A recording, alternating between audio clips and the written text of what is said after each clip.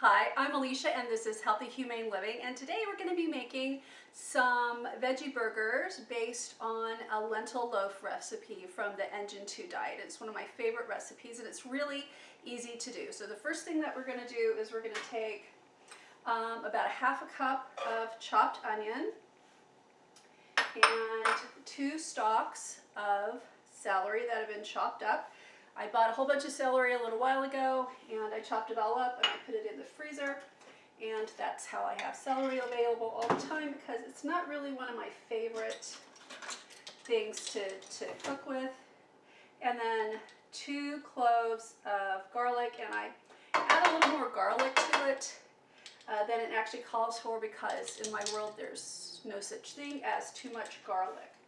So we're just going to let that get nice and soft and saute. This is a non-stick pan, so we just rely on the juices from the onions and the celery to release and get everything all nice and caramelized. This has been sauteing for about 5 minutes in the non-stick pan. And the onions and the celery are nice and soft, but it's still a little chunky. So what I'm going to do is I'm going to put it into my little Ninja food processor, along with a 1/4 cup of walnuts. And I'm going to make this nice and tiny because the walnuts are supposed to be blended. Now, I don't know if my cord's going to reach. I've got to move this and just listen up. Sorry about the noise. That didn't take very long and it just made everything nice and small. You can see it's still steaming. So clean that off. And where did that go? Okay, so I'm going to put all of this into the bowl. Super easy, along with 1 1/4 cups of oatmeal and 10 ounces of tofu. And my favorite brand is the New tofu. It's really easy. This is extra firm tofu, and it's really easy to use. This is 12 ounces, but I'm not going to use the whole thing. So I'm just going to drain the water out of this and squeeze the bulk of the tofu into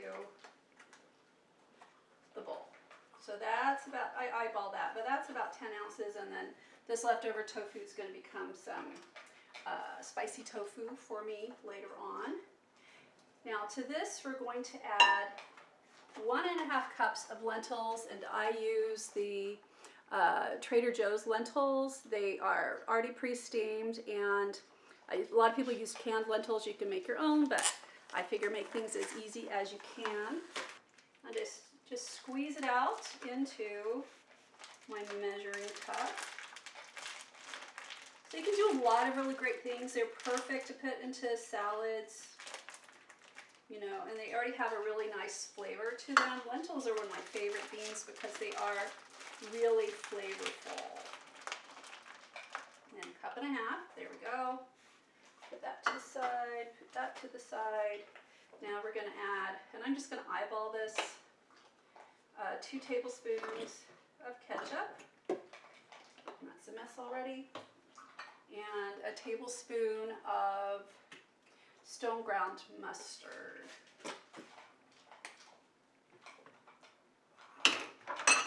I'm going to mix this all up.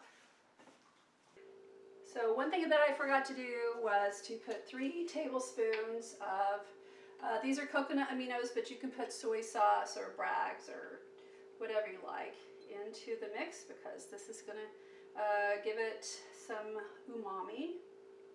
And just mix everything together. I kind of smashed all of the tofu down because the tofu and the oatmeal act as the binder for this. So what I'm going to do now is I preheated the oven to 350, and I'm just going to kind of squish this all together into patties.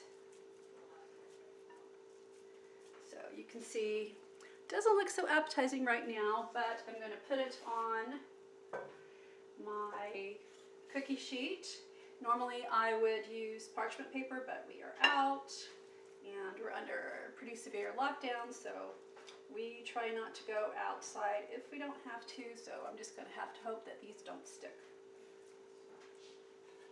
Here we've got 6 pretty good sized patties.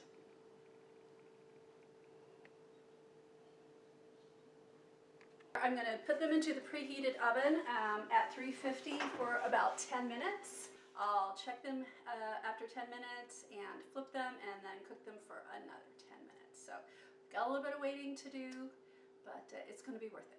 Okay, so I went ahead and plated everything up, and I just went, you know, McDonald's style with pickles, mustard, and ketchup. And then instead of fries, I'm having some steamed kale. Full disclosure, it took 30 minutes for the burgers to bake, but that's half the time of the full lentil loaf. So I like this because you can really portion it off, and I enjoy having a bun.